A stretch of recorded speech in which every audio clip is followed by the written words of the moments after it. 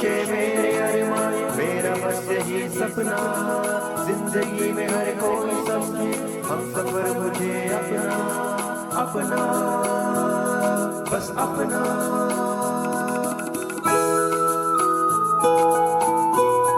अपना radio 96.9 FM। अपना बस अपना।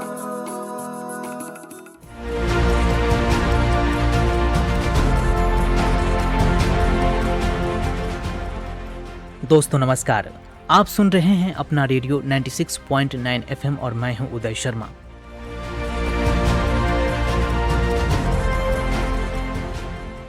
श्रोताओं, आज हम आपके लिए खास कार्यक्रम लाए हैं। आज हम श्रद्धा और सम्मान के साथ स्मरण कर रहे हैं सिखों के 5वें गुरु, महान संत, समाज सुधारक और मानवता के पुजारी गुरु अर्जन देव को, जिनका शहीदी दिवस हमें त्याग, सत्य, सेवा और धर्म की रक्षा के लिए अडिग रहने की प्रेरणा देता है। तो दोस्तों, आज हम आपके लिए लाए हैं गुरु अर्जन देव शहीदी दिवस पर विशेष कार्यक्रम अमर शहादत अमिट प्रेरणा। आइए सुनते हैं ये कार्यक्रम। तत्ती तभी तत्तारे ता, तत्ती हवा चली जावे, कित्थों गुरु दे प्यारे आंदे सेक नेड़े आवे, तत्ती तभी तत्तारे ता। दोस्तों, गुरु अर्जन देव का जन्म साल 1563 ईस्वी में हुआ था। वे सिख धर्म के 5वें गुरु थे और अपने आध्यात्मिक ज्ञान, विनम्रता तथा मानव कल्याण के कार्यों के लिए जाने जाते हैं। आज 16 जून 2026 को 5वें सिख गुरु अर्जन देव जी शहीदी दिवस की 420वीं वर्षगांठ मना रहे हैं। श्री गुरु अर्जन देव जी का जन्म 2 मई 1563 को पंजाब के गोइंदवाल में हुआ था। वे चौथे गुरु गुरु रामदास जी और बीवी भानी जी की साहिबजादा थे। वे सिख पंथ के प्रथम शहीद गुरु थे, जिन्होंने शहीदान दे सरताज के नाम से जाना जाता है, और उनके बलिदान ने सिखों में वीरता के गुणों के विकास की शुरुआत की। सम्राट जहांगीर के शासनकाल में 30 मई 1606 को मुगल अधिकारियों के हाथों उनकी शहादत हुई थी।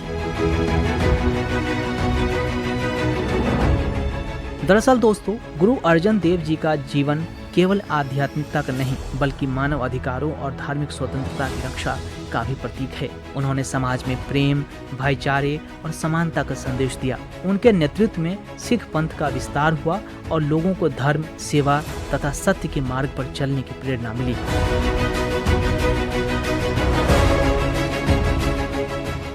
उन्होंने अन्याय और अत्याचार के सामने कभी समझौता नहीं किया। सत्य और धर्म के मार्ग पर अडिग रहते हुए उन्होंने कठिन से कठिन परिस्थितियों का सामना किया।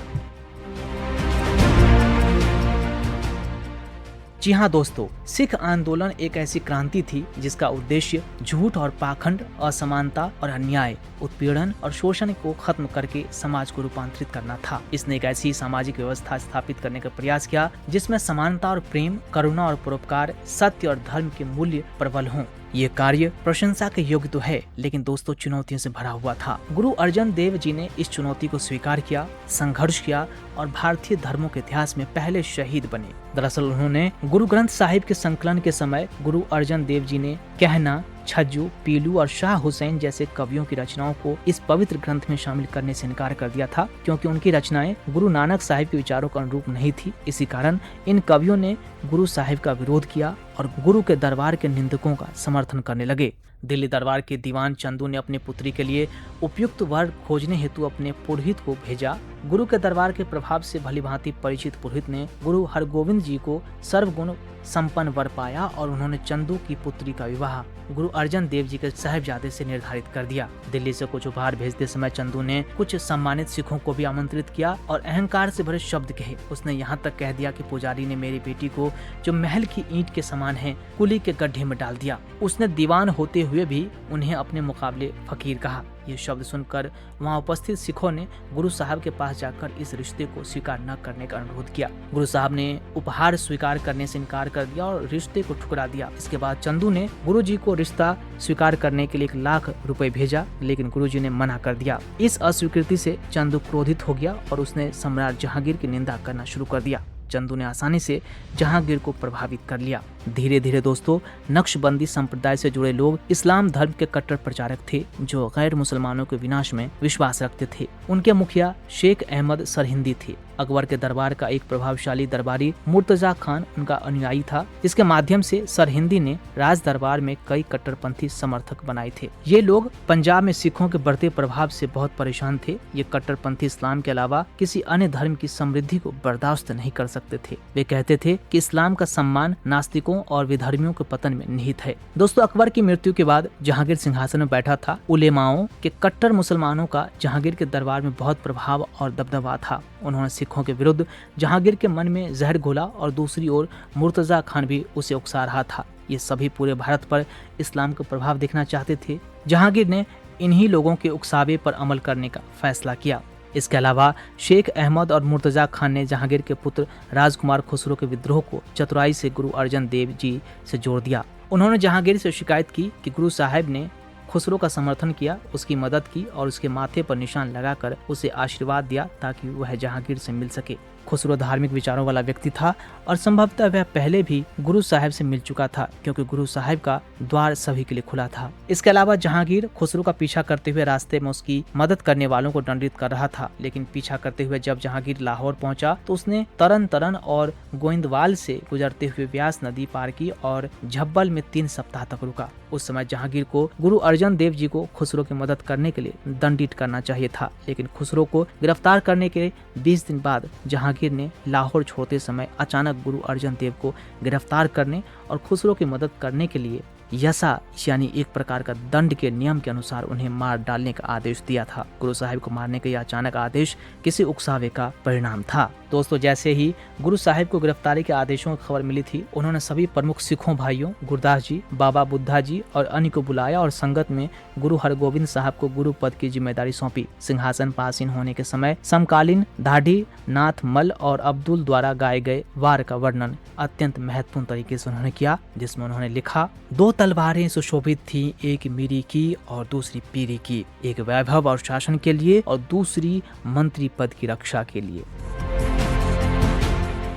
दोस्तों, गुरु के आदेश अनुसार गुरु हरगोविंद साहिब इसके बाद गांव दल्ला के लिए प्रस्थान कर गए। गुरु अर्जन देव को मुर्तजा खान ने अमृतसर से गिरफ्तार किया था। 5 सिख चौधरी लहांग, भाई विधि चंद, भाई पायरा, भाई जेठा और भाई पिरागा गुरु साहिब के साथ लाहौर गए, लेकिन गुरु साहिब ने इन सिखों को वापस लौटने और गुरु हरगोविंद साहिब के पास जाने का आदेश दिया था।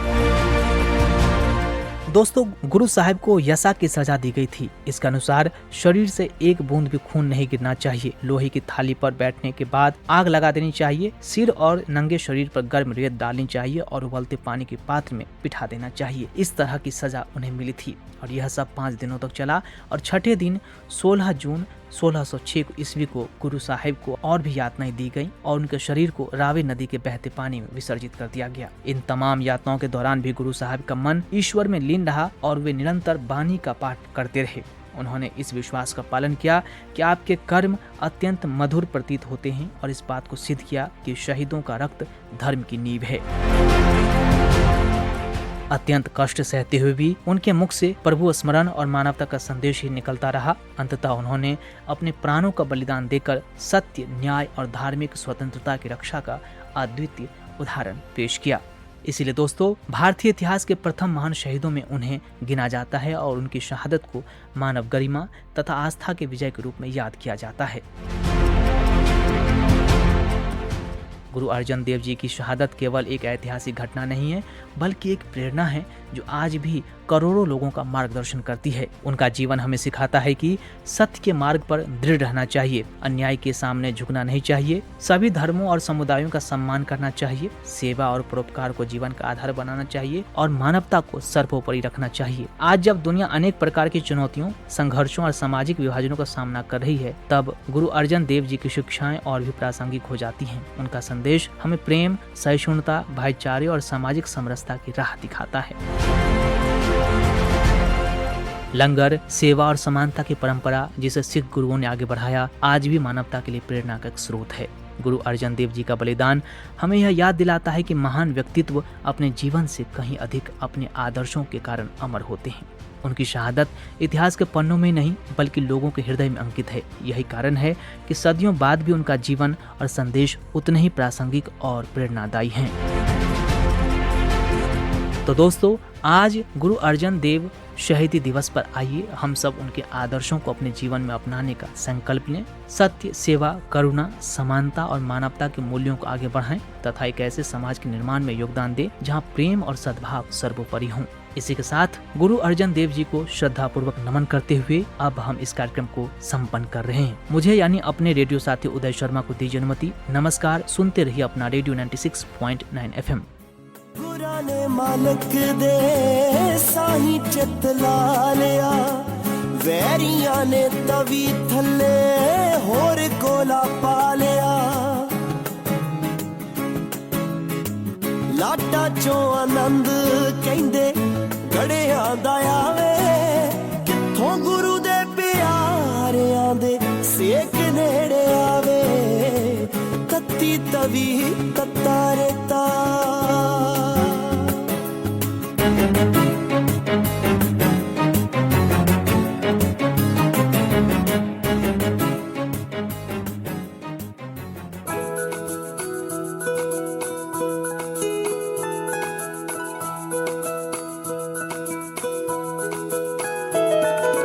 मेरी ख्वाहिशें, मेरे अरमान, मेरा बस यही सपना।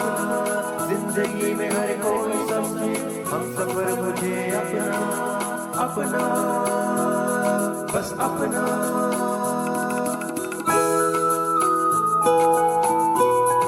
अपना रेडियो 96.9 FM। अपना, बस अपना।